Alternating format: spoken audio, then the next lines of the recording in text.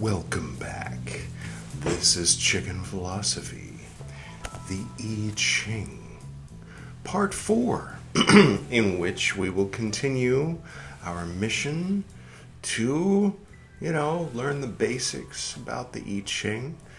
Just right up front, I'm not an expert. I am not even a beginner. I am learning it, and I'm learning it in front of you, so that maybe if you're a beginner too, you can learn it as well. Or, maybe review, or just, be entertained by this silly guy on the TV teaching himself the I Ching. So that's what's happening here. That's our formula. If you'd like to start at the beginning of the I Ching series on Chicken Philosophy, you can click right there. And, all right, so we've got a little bit of a system developed, which starts with me pulling a card from this I Ching deck from Switzerland, the home of the I Ching. No, Carl Jung, that's what it was. Never mind. Unrelated, maybe related. Okay, so let's just pull this one. So this is figure 47. I'm skipping stuff. I'll just do stuff out of order. It's okay. Figure 47, broken, solid, broken, double, solid, broken. And, all right. We'll just put that here. And we'll get to that in a moment. I also wanted to put this jade cat up on the screen somewhere, perhaps here. Is that good? Right about there. It's good, right? Our beverage for today is a cup of joe, as it is before 6 a.m. here.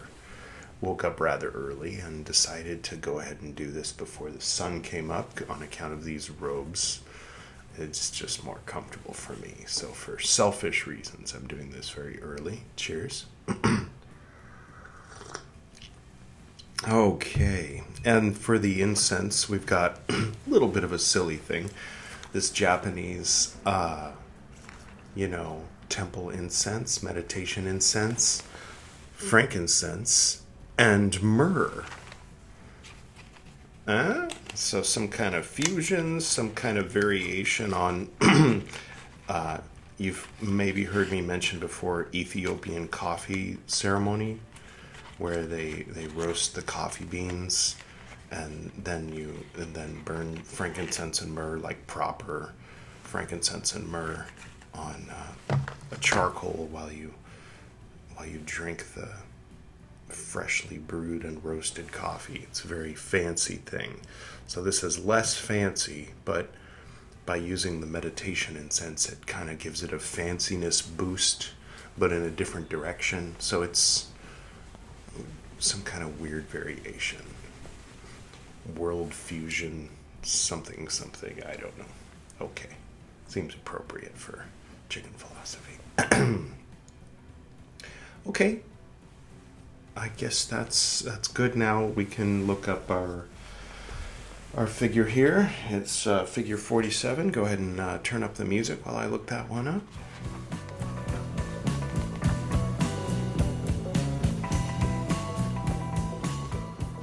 Okay.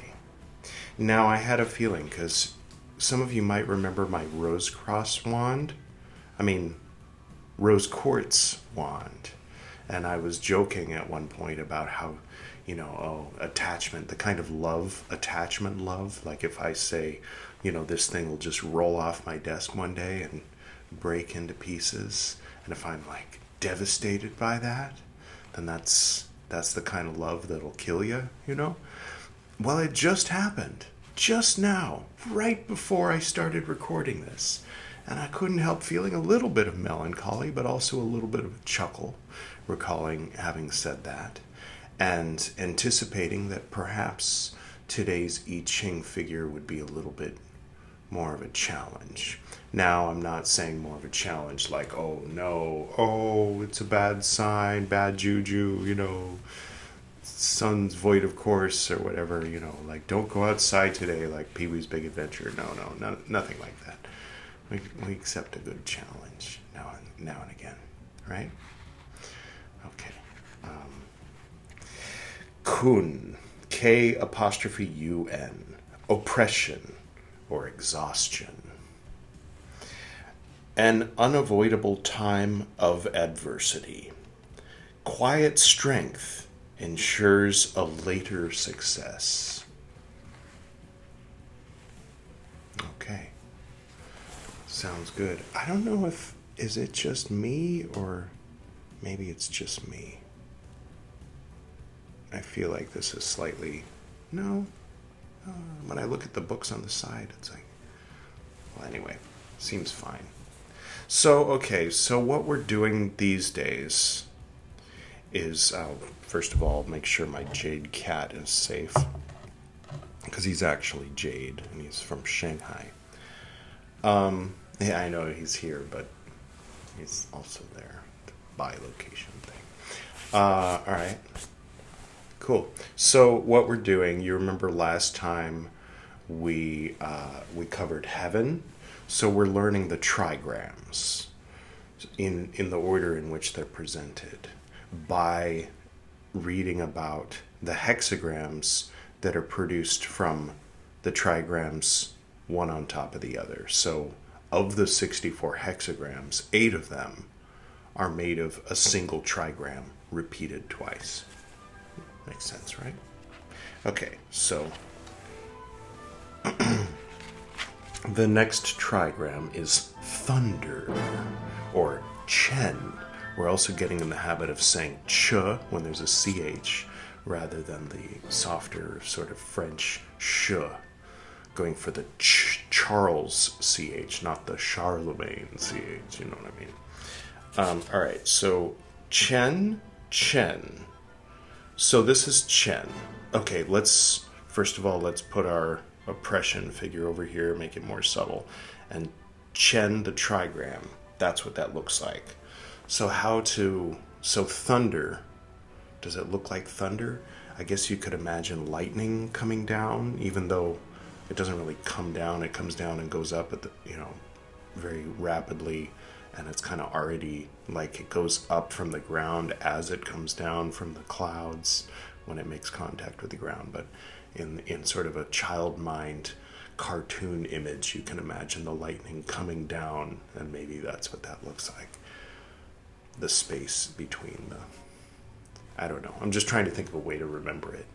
I guess repetition is the best way to memorize things that don't have something that clicks like that.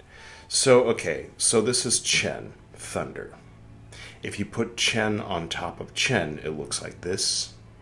Notice the 3, this is the same as this, right? And that's figure 51. So that's what we're going to start with today, is figure 51, which I'm betting is called chen.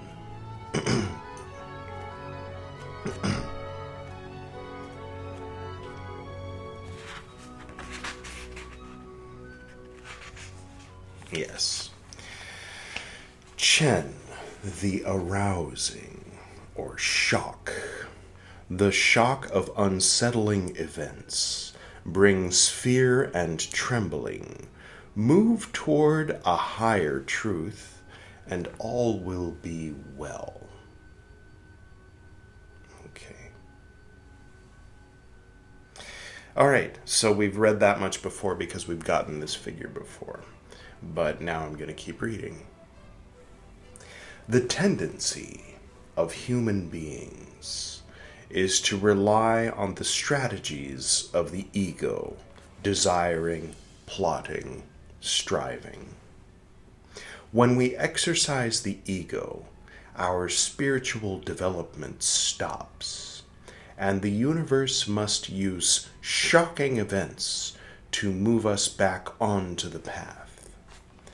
The appearance of the hexagram chen indicates an immediate need for self-examination. Wonder if this is related to Gwydion's Pymander episode yesterday. Nah. Self-correction and a redevotion to following the path of the sage. In Chinese, the hexagram translates to mean thunder over thunder. A continuing series of shocks occurs until the obstruction in our attitude is removed. It is important not to react against these shocks. Instead, realize the truth. There is no spoon. This came up a couple days ago when all the spoons were dirty and Piu was searching for a spoon to use, I don't know, for something. And she's like, there's no spoon. And I was like, there is no spoon. And she was like, yeah, that's what I'm saying. And I was like, you remember The Matrix? And she had to explain the scene, and then she remembered. There is no spoon. It became a funny thing. Okay. Anyway, instead, quiet and open your mind. Open your mind. Got a sci-fi theme happening today. Accept that what is happening has come to teach you a specific and necessary lesson, and look inside to see where you are resisting the will of the higher power. And just to keep our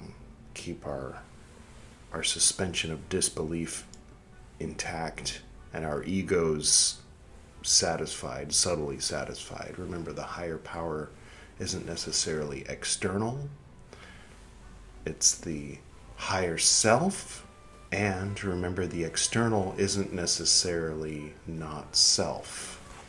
I know psychiatrists will be like, that's crazy or whatever, but there was something I was writing. I was having a conversation and then I was second guessing it. And then it's one of those things that when you try to put a profound truth that makes sense in the silence and stillness of deep meditation, and you try to put it into words, and then you analyze the words, and then you reread the words in the voices of everybody you know and have ever met, and then hear their criticisms in your mind, and it's kind of a drag, right? Well, in this particular case, it was something about I had written being vigilant about the error of non-identification with the formless and unknowable. And first I was wondering if it was clear what I was saying. Is it a double negative? No, it's a negative over here and a negative over here. Negative equaling negative or whatever, it cancels out, so it's positive and positive. Does that make sense? In other words, what I was intending to say was that one should allow oneself. And now again, I'm analyzing the words as I'm saying them, and I'm like, no, like, let's get rid of one, let's get rid of should. So for the sake of communication, it's putting forth the idea of identification with the formless and unknowable as self, rather than only that which is hazily remembered, seen in the mirror, read in old journals, shaved in the morning. You know what I mean? Like, only that which you can behold, not that which you can behold, not these curtains, only this meat sauce, meat stuff, is allowed to be considered self, right? Seems like a very tight mode of existing, right? So I'm proposing not only identifying with the world around you as self. That seems like not a great idea, because then you watch the news and you're like, oh, I'm fucked up, aren't I? Maybe on a certain level, but maybe skipping that and going straight to the formless and unknowable. That is true self. This true self expresses itself in this way, in this moment, like a flower blooms. But the essence of the flower, the seed of the flower, the DNA of the flower, for lack of a better word, it's a strained metaphor, exists as an idea apart from its physical existence which exists as a physical existence apart from when it is a flower, which only happens in spring, in this metaphor. And by spring, we mean, look at your ID, that's the date that the flower began blooming. And then one day, perhaps there'll be a gravestone, that's the day that the flower fell, right? That's not self. That's that time that flower bloomed in spring that year, right? It's a metaphor. Is it helping at all? I don't think so. The thing, you know what I mean? It's like if someone's in the state of meditation, then they can look to the person next to them and say, life is the flower blooming in spring. And then, yes. But if someone's like, I've been severely and chronically depressed for decades, can you help me? And you say, life is the flower blooming in the spring and falling from the vine. They'll be like, that doesn't fucking help, guru, you know. So it's like, what can you do? Good thing I'm not a guru. All right, where were we? The sooner you return to innocence. First of all, pay the guy who's singing right now, please. Or his family, anyway. I don't know, maybe they paid him. I think what I heard was that they were just like, went and were like, hey, can I record you doing that? All right, now I'm going to make millions of dollars off it. No. Maybe that's not how it went. Maybe that was a rumor back in the 90s. Back in the, before the internet really got going, you couldn't Google shit like that. Am I going to Google that? Probably not. Anyway. If you were wondering, it said return to innocence, and I free associated. It happens. Continuing. The sooner you return to innocence and acceptance, the sooner the shocks will subside. Innocence and acceptance. Okay. All right, I'll try. Those who maintain a reverence for proper principles and an inner commitment to higher things are unperturbed by shocking events. They simply concentrate on deepening their understanding. If you find yourself feeling threatened by circumstances, withdraw into stillness and meditation. I would add to that, withdraw into stillness and meditation at other times as well. You don't need to program yourself to associate withdrawing into stillness and meditation with shock and traumatic experiences going on around you. You know what I mean? It can be something you do when everything's fine, too. It's like, I heard this story about somebody who was like, I think my tarot deck is possessed. You know, I get weird vibes from it. And then they brought it to somebody, and that person opened up the cloth. And sure enough, they felt like a shrieking, you know, from this tarot deck. And they were like, what? Tell me about how do you use this deck? And they're like, well, I really only use it when things are going horribly wrong and I'm really mad at somebody. And then I do a tarot reading, and then I feel much better. And then I put it away. And they're like, oh, how long have you been doing this? And they're like, oh, you know, several years. And it's like, yeah, okay.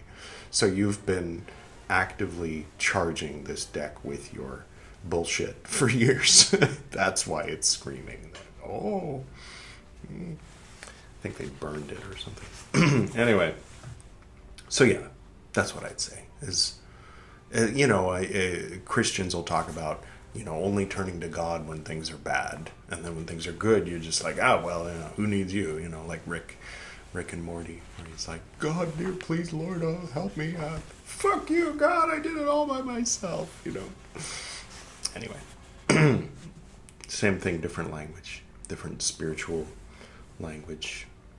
Obviously there's things attached to one language that aren't attached to another language. There's things that you say with connotations in French that don't exist in Swahili, right? Never mind. The only remedy for doubt and fear is a reconnection with higher truth. This time lowercase h and lowercase p. Earlier, higher power. Oh, higher power is capital H, capital P. Higher truth is lowercase h, lowercase t. What are you saying by that, Brian Brownie Walker? Brown, with an E. Brian Brown. Never mind. Brian. Who? What? Okay. Shock is an important and beneficial teacher to those who follow the path of the sage. Make good use of this new beginning, and good fortune results. Okay, so remember the whole thing about the changes? So this bottom line is solid, which means singular numbers, which means it was a 7 or a 9, right? So if you roll a 9, if you flip 3 coins and get heads 3 times, then that's 9, right? For that one line. You can watch the earlier episodes if this isn't making sense. Otherwise, I'm just going to keep moving. For the broken lines, those are even, so they're either 6 or 8. So if you flipped 3 coins for the second line, meaning the second one from the bottom, right? And you rolled a 6 by rolling tails 3 times, then that's a change, which means you read the thing for the second line. For the third line, same thing. If you rolled a 6, you read the change. For the fourth line, if you rolled a 4, if you rolled a 9, then that's a change. So you read it, and 6. So if you happen to get 966 then you would read all 6. Otherwise, you wouldn't. But because we're learning it, we're gonna read all 6. So the bottom one. This is. Shock frightens us, and at first we are convinced that it is bad. When we learn the lesson it has come to teach, we are thankful for it. Second line. Do not resist unpleasant circumstances. If you withdraw into contemplation, you can regain what has been lost. Well, I figure I'll go to Anjuna and get another rose quartz wand. They have a place where where broken things, they've got a lot of things. They make stones into different shapes, and then the broken pieces all go into a little area where there's a tree, and there's a round thing, and then there's broken, beautiful gems. It's pretty when they're all together. So what I'll probably do is package that up, take it to Anjuna. You've heard me talk about Anjuna. Anjuna is a whole area, so, it's more than just curlies. I think all of the images that were shown of Anjuna were from one place, curlies, right? Oh, well, and the little walkway from the parking lot. There's 2 ways. Never mind. That's a one-sided thing. Yeah, there's parties. We used to live there. We lived there when I started Buddhist Books podcast, actually. That area, that room with the Portuguese vibe, for those who remember that when I first started reading Dhammapada. Or there was some Esoteric Nerd episodes recorded there in Anjuna too. But yeah, Anjuna's a vibe. But it does have that party element, so if you're there at night, you'll hear the going in the distance, or not so distant, depending on how close you are to the nearest nightclub. But anyway, okay, what am I talking about? Yeah, that's where the gem and this place and this guy, he's the guy who sold me the thing. So hey, you know what? I get to see him again sooner than I would have had that thing not broken. That guy's cool. I like that guy. So, right? The blessing hidden in the tragedy. All right, it's not much of a tragedy. Touch wood. The third line. Do not let the shock of fate propel you into negative conduct. Steadfastly resist the temptation of the inferiors. Open your mind. Open your mind. And a way through will be shown. I think in this case the inferiors mean the lower nature, not inferior people. Fourth line. You are mired in resistance to events. quiet your ego, accept the situation, and open your heart. Open your heart with love, please. Open your heart, I'll make you come, baby. It's not that hard. I'm gonna get to you. Open your heart. Thank you, Madonna. Open your heart to learning what you need to learn.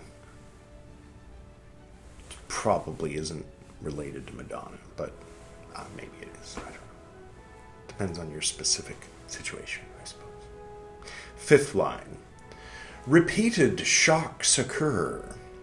Quietness and truth are the best refuge. One who stays centered is unmoved and unharmed. Sixth line.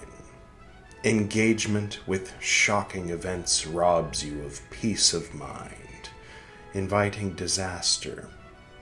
Withdrawal into stillness restores your balance and prevents misfortune. Well, shit. Thunder. Man. Chen. What a figure. So now we've got heaven and thunder, right? Should we? I think we should do one more.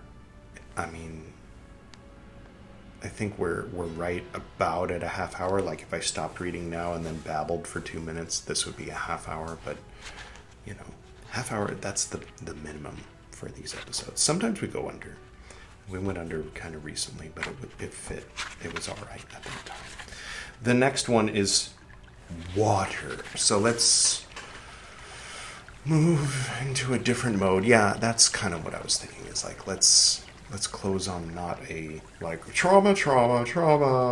Hide. Okay, thank you for tuning in. Like no, water. Yes. All right, so water, the trigram looks like this. It's more of a palindrome as a trigram. I think even as a hexagram too. So water, H2O, maybe that's the right? H2, 2 hydrogens and O in the middle. Nah, I don't know. Sure, if it helps. That's water. Water. Try to remember that. I'm talking to myself. So when you put water on top of water, it looks like this, and it's a figure called water, and it's figure 29. Khan. I think we did a can joke when this came up. K''AN, the abysmal, or water. Flow like pure water through difficult situations. The image of the hexagram Ka'an is that of water. Water falling from the heavens. Water coursing over the earth in storms. Water collecting itself in pure and silent pools. This image is meant to teach us how to conduct ourselves in trying situations. If we flow through them, staying true to what is pure and innocent in ourselves, we escape danger and reach a place of quiet refuge and good fortune beyond. Khan often appears to warn of a troubling time, either drawing near or already at hand, and to counsel you not to fall into longing for an immediate and effortless solution to the trouble. When you become emotionally ambitious, when you cling to comfort and desire to be free of the currents of change in life, you block the creative with a capital C from resolving difficulties in your favor. Yeah, if you want an immediate, get me out of here, then, sometimes that's probably the appropriate response, right? And depends on the situation. But, the quick fix, take a pill, I don't know, maybe, I'm not Tom Cruise over here talking shit about medication, you know what I mean? But, never mind. Okay, I'll just keep reading. What is necessary now is to accept the situation, to flow with it like water, to remain innocent and pure and sincere, while the higher power works out a solution. It is not that you should not act now. It is that you should not act out of frustration, anxiety, despair, or a desire to escape the situation. Instead, still yourself and look for the lesson hidden inside the difficulty. Correct your attitude until it is open, detached, and unstructured. Abandon your goals and stay on the path where you proceed step by step, arm in arm with the sage. Those whose hearts and minds are kept pure and innocent relate properly to all events, understand their cosmic meaning, and flow through them with the strength, clarity, and brilliance of pure water. Okay, so the first line, if you rolled if you rolled a 6 for the first line. So we're reading all 6 as if we rolled 6, 9, 6, 6, 9, 6. A lot of 6s and 9s in this I Ching. First line.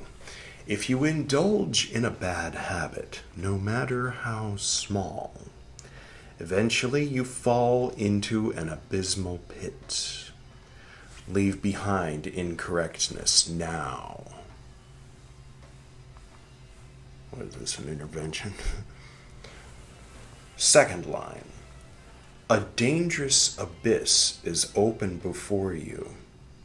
This is a time for following the sage cautiously and taking small, mindful steps so you don't get a little piece of rose quartz lodged into the bottom of your foot, for example. I got to sweep as soon as I'm done here.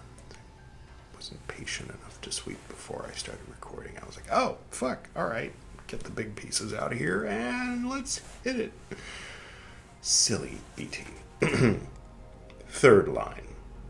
A step in any direction leads into danger. Now this is, remember, this is only, so when you roll and you get this figure of water, it's not necessarily always going to be all 6 of these. These are the 6 lines when it's, that particular roll. When it's not, then it's not. Right? Makes sense? Okay. A step in any direction for the third line leads into danger. Do not act in any way. Disengage and strengthen your inner calm until a way through is clear. Fourth line.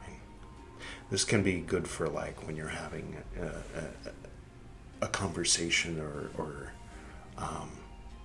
a debate, let's say, a heated debate with a loved one. Sometimes you're like, oh, I have a good point to make. I have a really compelling way to explain the situation from my perspective. Maybe now's not the moment to try to explain it. Maybe just, I'll keep this to myself until later, after the shouting, after the crying, and when everything's cool and there's a conversation happening. I wanted to mention, and then say it. Then the communication is delivered, and it isn't just batted away, from a sense. You know what I mean? You know what I'm saying? Maybe this doesn't apply in your life, but maybe it does. And if it does, it's probably something you already knew. But still, just because something is something we already know doesn't mean it isn't good to be reminded every once in a while, right? Sometimes being quiet is the right thing. A breakthrough comes... fourth line. A breakthrough comes if you look to the sage for guidance. Sincerity in everything. You remember the sage in this case is intangible, unknowable, formless, communicating with you through the I Ching. So it reminds me of how, like, in ancient Rome, even like what was the earliest, the thing when you think of Rome generally is like Caesar and stuff. Well, what was that? Well, that was the end of the Republic. Well, what was the Republic? Well, that was this whole thing where they were like, no more fucking kings. It's always a problem when there's kings. Oh, really? Well, how did they arrive at that conclusion? And it's like, oh, the record's a little sketchy when you go that far back, but apparently there were kings and it was fucked, and so they came up with this whole, like, republic situation, formula, management thing, and they were like, fucking no kings, and then someone came along and was like, yeah, but we're bringing kings back. It might sound familiar for some of you. Anyway, but aside from that, yeah, it seems to me that the whole thing about the I Ching following the sage, it implies to me like a situation where perhaps somebody was like,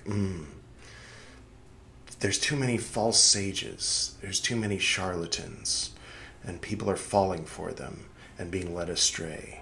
What is a way that I can teach people to follow their inner sage, to follow the sage that looks over the universe in silence and invisible, and follow good advice for their lives without being led by these charlatans? I have an idea. I Ching. So you know what I'm saying? You see the comparison where the Roman Republic and the I Ching both imply an earlier situation that wasn't ideal? Maybe. I don't know. It's today's a day for weird metaphors. Flowers blooming and Republican sages. Not Republican, like American Republican, but Republic. You know there's a difference, right? Yeah, I hope so. Anyway, what? Breakthrough comes if you look to the sage for guidance. Sincerity in everything you think and say. Sincerity in everything you think and say and do delivers you from danger. Okay. Fifth line. Ambition leads to misfortune. Again, we're not talking always, we're just talking if you happen to roll a whatever this is for that line, right? A 9? Is it? I'm trying to memorize these. Nope. That'd be 9, because it's singular. Got it. So it's solid. Fifth line. Ambition leads to misfortune. If you will stop striving, the solution will come in the proper time. You ever had that experience where you're like, oh, what's that word? What's that word? I can't think of that word. And then you finally give up and you're like, okay, you know what? I'm just going to drink a sip of tea and look out the window. That's the word, Anyway. Sixth line. If you persist in improper behavior when your heart knows what is correct, you will become hopelessly entangled in troubles. By following the good and remaining patient, you save yourself and return to the light.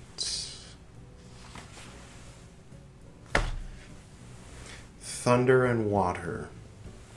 It's what we learned today. So, there it is. I hope you enjoyed it. Whew, that was a bit... We got through it okay. Hopefully the next ones will be more... Oh, that's nice. Right? So now we've got heaven and thunder and water. I don't know. I guess this is how we're arranging them. Those are the trigrams we've delved into and gone, aha, that's what that is. Now if we can just get the figures themselves to stick with thunder, water, heaven, I think these images help a little, right? I've only made this one so far. Editor Edward has made these images, so I believe in Editor Edward to have made good images for that. Next time, I don't know. Things are going to be a little disrupted because we're not going to bring the clothing with us. We're going to be away for like 2 weeks at one point. Starting just before Christmas. So, but we'll go ahead and continue with the plan that when it's Gwydion's turn, regardless of whether it's Gwydion or not, in other words, the hat's going to remain here, Edward's going to be filling in for me, Edward's going to be filling in for Gwydion. It's going to be all Edward all the time. So when that happens, he kind of drifts away from that caricature of the glasses, nerdy, repressed guy and kind of becomes an amalgamation of all of us. It's just what happens. It's not intentional. But anyway, he's more like Editor Edward when it's just him. So anyway, we'll have him do what Gwydion was gonna do. So when I Ching 5 rolls around, we're gonna take 3 coins and we're gonna do a divination. So that's what happens when it's Gwydion's turn to read I Ching, is we do an I Ching divination. When we come back around to Edward's turn, right, in I Ching Part 6, then we'll continue learning the trigrams. And we'll learn the 4th and probably the 5th trigram, because now that we've established our flow, I think it's safe to do like 2 trigrams in one episode like we did today. It's not too long, right? I hope you enjoyed it. Feel free to comment below. And, all right. Let's take a moment of silence for my old rose quartz wand. This is rose quartz, by the way. Will you remember me? Oh, that wasn't exactly silence, but it was memorable. Okay, and special thanks to the Jade Cat. May you always be safe and not be on the edge of a table while I'm wearing wizard sleeves and getting the ring light, which is what happened to the wand. All right. All things pass as the sea, the sun and the moon, and so are the days of our lives, sands of the hourglass, all that shit, Bill and Ted wisdom. All we are is dust in the wind, dude. Until next time.